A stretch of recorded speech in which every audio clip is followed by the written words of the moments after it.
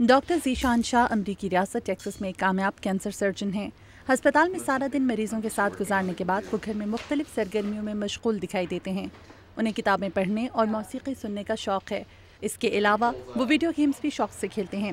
یوں ہسپتال میں ایک سنجیدہ اور پورے انہماک سے کام کرنے والے ڈاکٹر ذیشان گھر میں بالکل مختلف دکھائی دیتے ہیں۔ کالج میں میرا ایک شوق تھا اور میرا فیلڈ آف اسٹڈی بھی کالج میں رہا تھا۔ میرا میجر جو کہتے ہیں یہاں پہ میرا ڈگری ریلیجن میں تھا، تو مجھے بہت شوق ہے کمپیریٹیو ریلیجنز میں پڑھنے کا۔ تو ہم نے ایک چھوٹا سا ہمارا اپنا لائبریری بنایا ہے، اس میں نے بہت سارے کتابوں کو کلیکٹ کیا ہے۔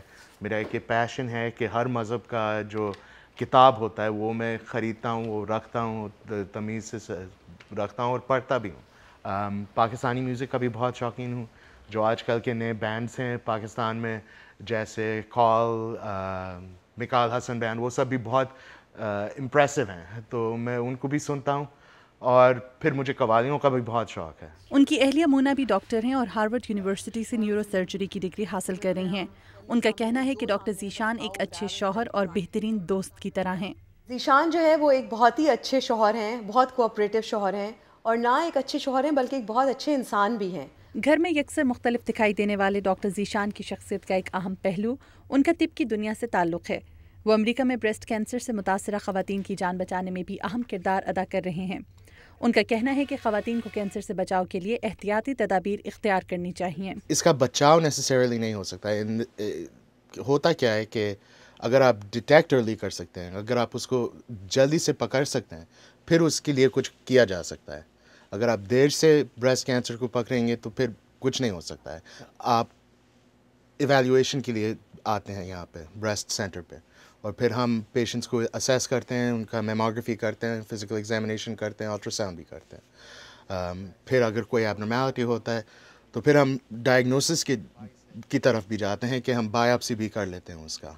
جو بایوپسیز کرتے ہیں یہاں پہ نیڈل گائیڈڈ بایوپسیز کرتے ہیں۔ ڈاکٹر ذیشان کا کہنا ہے کہ عورتوں کو 40 سال کی عمر کے بعد باقاعدگی سے ڈاکٹر کے پاس جا کر اپنا چیک اپ کرانا چاہیے۔ اسی صورت وہ کینسر سے بچاؤ کو ممکن بنا سکتی ہیں۔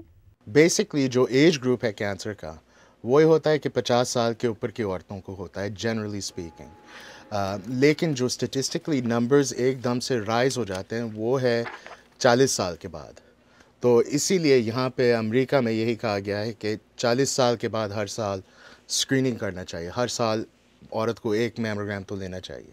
ڈاکٹر ذیشان کے مطابق پاکستان میں ہر سال بہت سی خواتین اس موذی مرض کا شکار ہو کر موت کے منہ میں چلی جاتی ہیں، کیونکہ وہ یہ نہیں جانتی کہ انہیں کیا بیماری لاحق ہوئی ہے۔ اس کی ایک وجہ جہاں طبی سہولیات کا فقدان یا بے حد مہنگا ہونا ہے، وہیں معاشرتی رویے بھی ہیں۔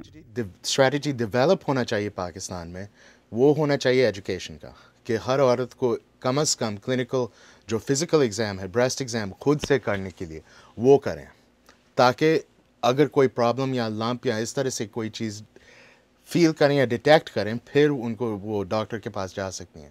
تو کم از کم وہ ایک ایجوکیشن اور اویئرنیس آنی چاہیے۔ اور ایک جو ہماری عورتوں میں شرم بہت ہے، تو ڈرتی ہیں جنرلی اسپیکنگ کہ اگر میرے بریسٹ میں کچھ ہوتا ہے تو کیا ہوگا، میری شادی ٹوٹ جائے گی۔